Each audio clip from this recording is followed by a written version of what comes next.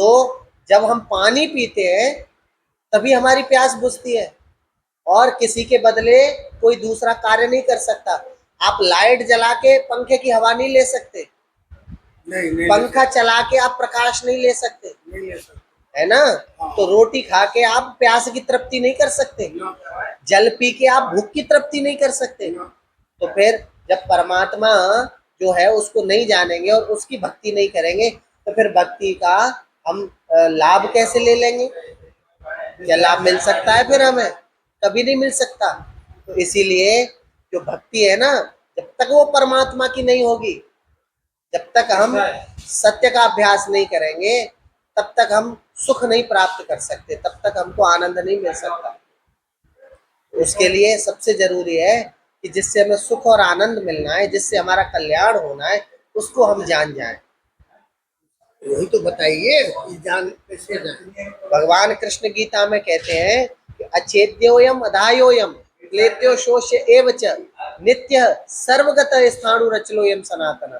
अध्याय 2 का 24वां श्लोक है। इसका अर्थ है कि वो अछेद्य है, उसके टुकड़े नहीं होते, कोई अंश नहीं होता उसका।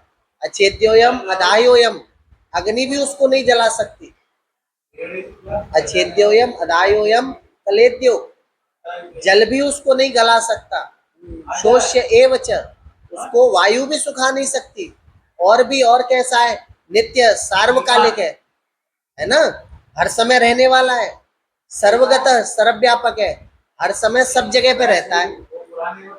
नित्य सर्वगत स्थाणु, स्थिर है, हिलता डुलता नहीं है। अचलोयम, अचल, चलता फिरता भी नहीं है। और सनातन अर्थात अपरिवर्तनशील है, उसमें कभी कोई परिवर्तन नहीं होता। वो परमात्मा है। अब बताओ, हम जिसको परमात्मा मानते हैं, क्या वो चलता फिरता हिलता डुलता है या नहीं चलता फिरता? वो तो मूर्ति बना करके पूजते हैं। मूर्ति जिसकी है वो भी तो चलता फिरता है। अब उसको हमने देखा तो नहीं। नहीं देखा, लेकिन जानते तो हैं, पढ़ा तो है, चलते फिरते थे। शास्त्रों पुराणों में उसकी चर्चा तो है। तो भगवान कृष्ण तो कहते हैं कि जो परमात्मा होगा वो चल फिर नहीं सकता, हिलडुल नहीं सकता। वो है परमात्मा, जिसमें कभी कोई परिवर्तन ना हो, वो है परमात्मा। तो क्या हम उनकी ये बात मानते हैं? नहीं मानते। हम तो चलने फिरने वाले को परमात्मा मान लेते हैं। अच्छा, ये तो शास्त्र में लिखा हुआ है, गीता में लिखा हुआ है, वो खुद कहते हैं। अब ये बात सत्य सिद्ध हो व्यवहारिक रूप से तब मानी जाएगी, लिखने को तो कोई भी लिख सकता है। अब देखो, ये कमरा है इतना बड़ा, आप इसमें क्यों चल फिर लेते हैं? क्योंकि आपके शरीर के अतिरिक्त आपका अभाव है पूरे कमरे में, है ना, तभी तो एक स्थान से दूसरे स्थान पर जा पाते हो। अगर आपका शरीर पूरे कमरे के जितना बड़ा हो जाए तो आप इस कमरे में चल लोगे?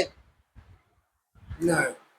आपका शरीर पूरी पृथ्वी के जितना बड़ा हो जाए, आप पृथ्वी पर चल लोगे? तो परमात्मा तो सर्वगता कहा है उन्होंने, हर समय सब जगह पे है, सर्वव्यापक है। तो जो सर्वव्यापक होगा, फिर उसको जगह कहाँ मिलेगी चलने फिरने के लिए? अब आपको तो अपने अतिरिक्त जगह मिल रही है ना कमरे में, तभी तो चल पा रहे हैं। अब कमरे में जगह ना हो, आपसे ही भर जाए पूरा कमरा, तो आप चल पाओगे कमरे में? नहीं। तो फिर परमात्मा जो सब जगह है, उनका कहीं भी अभाव नहीं है, फिर वो चलेंगे फिरेंगे कहाँ? चलने फिरने के लिए अपने अतिरिक्त भी खाली स्थान चाहिए, तो उनसे अतिरिक्त खाली स्थान तो कुछ है ही नहीं, वो तो कण कण में व्याप्त है। शंकर जी भी कहते हैं इसी बात को रामचरितमानस में कि हर व्यापक सर्वत्र समाना। परमात्मा सब जगह पे व्याप्त है। समाना शब्द भी जुड़ा हुआ है पीछे उसमें, समान रूप से, न तिलवर कहीं कम न तिलवर कहीं ज्यादा। तो जो हर समय सब जगह रहता होगा, उसका कोई अभाव नहीं है कहीं पे, तो चलेगा फिरेगा कैसे? और जो चलने फिरने वाला होगा, चलता फिरता होगा, वो सब जगह पे नहीं है, वो सर्वव्यापक नहीं है। फिर तो फिर वो कैसे परमात्मा हुआ? क्या किया जाए? परमात्मा को सही सही जाना जाए, शास्त्र पढ़ के, विचार करके, या कोई बताने वाला हो जो परमात्मा के सही स्वरूप का परिचय दे दे, तो उसको जानना तो बहुत सरल है। विवेकानंद जी को रामकृष्ण परमहंस दिए। हाँ, उन्होंने भी जो है अंत में, पहले तो वो काली के भक्त थे, माता काली की साधना करते थे, लेकिन स्वामी विवेकानंद जी धीरे धीरे करके फिर वो परमात्मा की ओर चले गए। फिर उन्होंने परमात्मा की साधना की। जब उन्होंने विचार किया तो फिर काली माता की साधना हो सकता। तो फिर हम जब चलने फिरने वालों को परमात्मा मान लेंगे तो फिर हमें जो परमात्मा से लाभ मिलता है, जिससे सुख मिलता है, वो कैसे मिलेगा? तो हमारे अंदर तो यही रखा है कि हम परमात्मा को ठीक प्रकार से जानते ही नहीं है।